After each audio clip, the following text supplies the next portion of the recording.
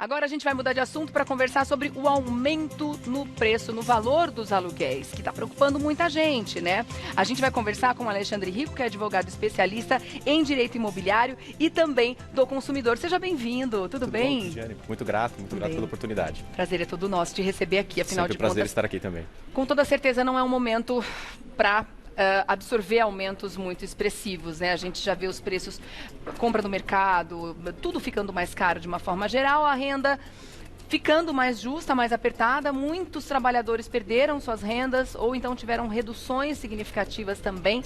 E esse aumento vem aí de encontro com um momento muito delicado. Por que os aluguéis estão aí na iminência de ter reajustes expressivos nesse momento, doutor? Bom, Regiane, nós estamos tratando de uma questão bastante complicada, como você bem ponderou, né? Estamos passando por um momento econômico muito complicado e nós temos nos contratos de locação um índice que regulamenta a precificação dos aluguéis. Esse índice é o IGPM. E ele tem sofrido variáveis assim bastante positivas, ou seja, ele está numa decrescente de valores. O que nós estamos tendo hoje é o seguinte: a oferta e a procura dos imóveis. Então existiu esse fenômeno hoje na área imobiliária, muitos imóveis sendo colocados à disposição e as pessoas buscando novos imóveis para moradia, além do índice IGPM em alta. Nós temos um índice acumulado no período em torno de 17, pouco mais de 17%.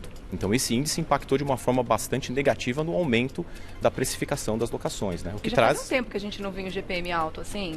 Olha, na verdade ele vem subindo nos últimos meses.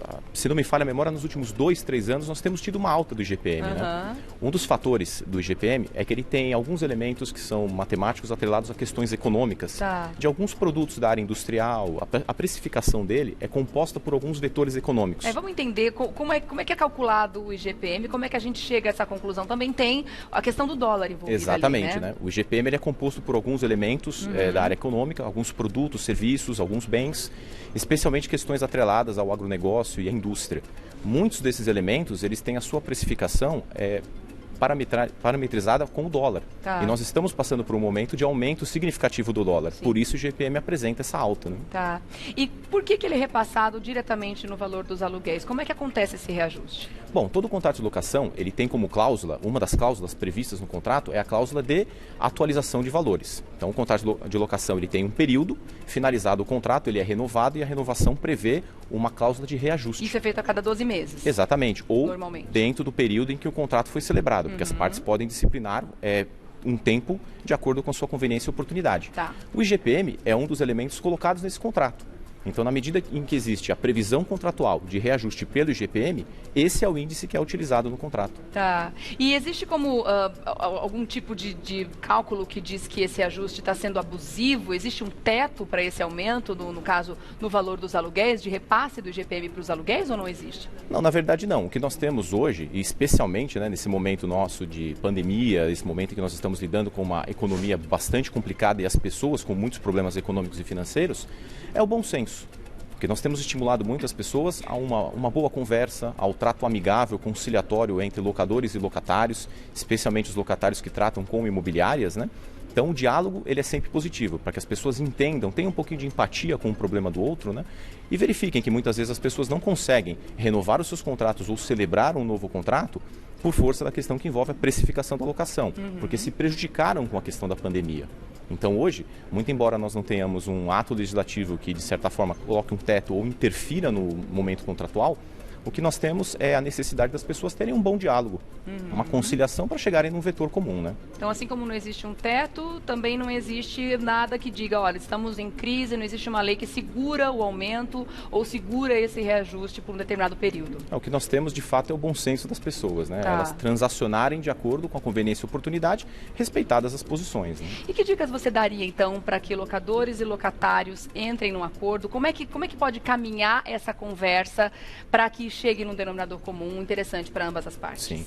Olha, é muito importante os locatários, eles entrarem em contato com os locadores, conversarem com as imobiliárias, mostrarem para essas pessoas envolvidas no contrato que eles tiveram problemas por força da pandemia.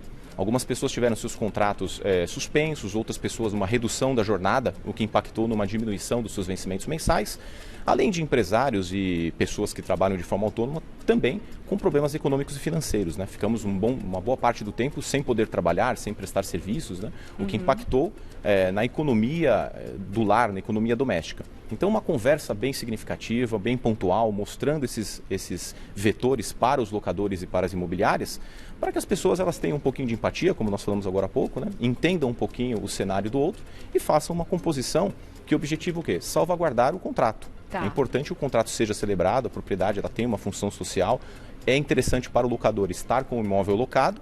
Muitas vezes esse imóvel tem ali um IPTU alto, esse imóvel tem um condomínio alto, então é interessante que ele não tenha essa despesa e ele passa a ter uma receita. De outro lado, o locatário tem a possibilidade de alugar o imóvel dentro do seu orçamento, né? Um valor que está dentro do seu orçamento. Tá bom. Eu vou dar um recadinho e já volto. Eu quero entender, na volta, por que esse mercado, de repente, aqueceu tanto, o mercado dos aluguéis. E quero que você participe também. Tendo alguma dúvida a respeito desse assunto, aproveite que a gente está aqui para ajudar você também através do @Revista da Manhã, tá bom? Volto já, doutor. Obrigada, viu? Vamos continuar, então? Vamos entender o que está acontecendo nesse momento? Por que justamente agora os aluguéis estão subindo dessa forma? Bom, o que nós percebemos foi uma movimentação em diversos setores, né? Muitas pessoas passaram a enxergar na locação uma forma de investimento, né? Porque nós estamos com alguns problemas que envolvem a precificação de juros, os investimentos bancários, investimentos no geral. E o setor imobiliário ele passou a ser um setor diferenciado, que trouxe às pessoas ali percentuais mais significativos.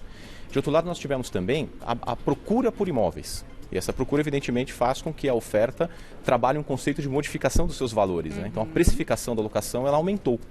De outro lado também, durante a pandemia, muitas pessoas tiveram seus problemas econômicos e financeiros e agora, as coisas retomando em curso, as pessoas enxergaram uma oportunidade, uma possibilidade de aumentar a sua renda, aumentar a entrada de recursos. Então, mexeram nos valores de locação, aumentando esses valores no mercado. Então, são esses os fatores que a gente tem percebido no nosso dia a dia, né? Tá certo. Bom, tem pergunta chegando para você aqui. Vamos lá ajudar o pessoal de casa. A Leonice quer saber o seguinte. Bom dia para você também, querida.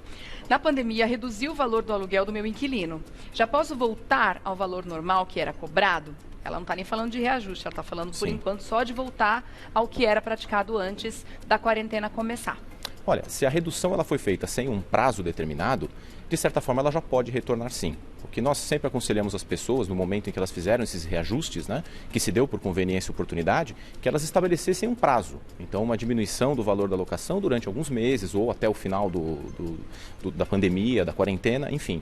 Então, se ela disciplinou uma data de término, que seja respeitada a data, se não for disciplinado, ela pode sim retornar a qualquer momento. Tá. O Matheus quer uma dica ou um argumento para que, no caso, o inquilino tentar uma redução desse aumento ou segurar ao máximo esse aumento. Como fazer isso via imobiliária, né? Como dizer na imobiliária isso? É importante levar para a imobiliária um bom conceito, né? E esse bom conceito, evidentemente, que recheado ali de provas, né? Mostrar a situação econômica atual, mostrar que foi impactado pela pandemia de uma forma bastante significativa, se teve uma redução de salário, se teve uma redução de vencimentos mensais, levar esses fatores de uma forma muito clara para a imobiliária, para que ela realmente veja que existe um cenário ali de necessidade e não de oportunismo. Porque o oportunismo aconteceu bastante também durante esse período, né? Tá. A Cacá quer saber se existe uma tabela. Quero saber como sei se o valor que estou cobrando de aluguel é o valor compatível com o mercado. Existe alguma tabela com relação à metragem quadrada, localização? Como é que se calcula isso? Olha, o que nós temos é a prática comercial. Então, algumas regiões de São Paulo, elas têm uma precificação de acordo com, evidentemente, o local onde se encontra o imóvel. Existe um valor que está atrelado ao próprio custo ali do metro quadrado da região. O fato é que as diversas imobiliárias, os diversos sites de acesso a esses valores de precificação, eles já nos dão um norte para que a gente tenha entendimento a respeito do valor, se é um valor elevado ou não. Então, na verdade, a prática se dá dentro de uma prática comercial efetiva, né? Tá bom. Deixa eu ver o nome dela aqui. Pati. Tudo bem, minha querida? Obrigada pela pergunta. Moramos de aluguel e a imobiliária pediu a casa. Deu um prazo de 30 dias para sairmos. Está correto isso? Ela disse que está achando o prazo muito curto. O nome dela, na verdade, é Cecília. Tá. Bom, a questão do prazo ela é disciplinada por lei e contrato. Então, há necessidade, primeiro, de se analisar o contrato que foi celebrado entre as partes para verificar se a eventual retomada do imóvel ela se dá dentro de um determinado período de tempo. Se existe a previsão no contrato do pedido do imóvel dentro de 30 dias, o pedido está dentro da legalidade. Então, primeiro de tudo, analisar o contrato que foi celebrado entre a locatária e o locador. Certo, bom, situação aqui complicada da Ariane, ela está relatando aqui, vamos ver se a gente consegue ajudar. Bom dia, minha sogra tem uma casa alocada há mais de 10 anos pela mesma família, porém o filho da inquilina é mega agressivo, vive coagindo, ameaçando. Nesse momento da pandemia, existe a possibilidade de despejo? Olha, a questão do despejo agora na pandemia, ela na verdade está um pouquinho complicada, mas não houve uma alteração da legislação que trata especificamente das questões de inquilinato, né? Então, É possível eliminar? Sim, ela é possível. No entanto, neste período de pandemia e pós-pandemia, as diretrizes que estão sendo utilizadas pelo Poder Judiciário é uma diretriz de suspensão das liminares de despejo. Isso até final de outubro agora. Durante o período de pandemia, o Poder Judiciário levou em consideração a não circulação de pessoas, a impossibilidade, né, de convívio social.